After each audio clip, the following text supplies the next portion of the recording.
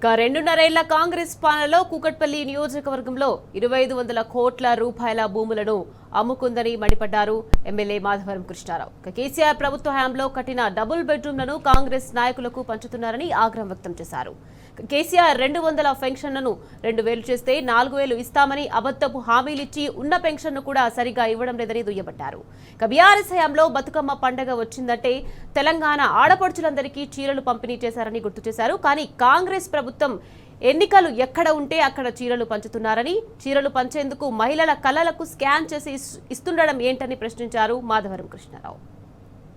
ఏదైతే బతుకమ్మ చీరలు హైదరాబాద్ నగరంలో చీరల పంపిణీ కార్యక్రమాలకు చాలా రోజులకు కళ్ళు తెరిచారు. మనం బేగంపేటలో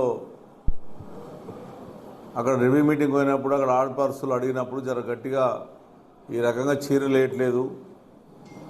అదేవిధంగా బతుకమ్మ పండుగ వస్తే హిందువులు కానీ ముస్లిం కానీ క్రైస్తవులకు ఇచ్చినటువంటి చరిత్ర కేసీఆర్ గారి చరిత్ర ఉండేది. ఈ చీరలు ఇచ్చే కార్యక్రమమే తెలంగాణ రాష్ట్రంలో ఉంది తప్ప దేశంలో ఎక్కడ లేదు.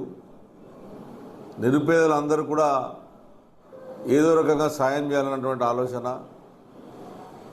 కరీంనగర్ కానీ తెలంగాణ జిల్లా కొన్ని జిల్లాల్లో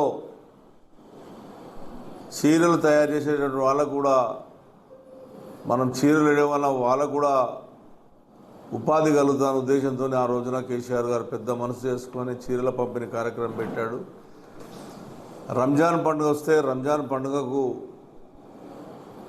ముస్లింలకు నిరుపేద బిడ్డలకు ఆడపడుచులకు ఇవ్వడం, క్రైస్తవులకు వస్తే క్రైస్తవులది క్రిస్టియన్స్ పండుగకు అప్పుడు ఇవ్వడం, బతుకమ్మ పండుగ వస్తే బతుకమ్మ పండుగకి ఇవ్వడం అనేటువంటిది ఈ తెలంగాణ రాష్ట్రం ఏర్పడిన తర్వాత అది కొనసాగించి వచ్చినటువంటి కార్యక్రమాన్ని ఈ కాంగ్రెస్ గవర్నమెంట్ ఎలక్షన్లు వస్తే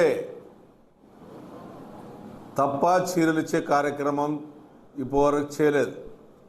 లేదంటే ఎవరైనా ఎమ్మెల్యే చనిపోతే బై ఎలక్షన్లు వస్తే చీరలు ఇచ్చే కార్యక్రమం పెట్టుకున్నటువంటి దుర్మార్గమైన చర్యలో కాంగ్రెస్ పార్టీ ఉంది.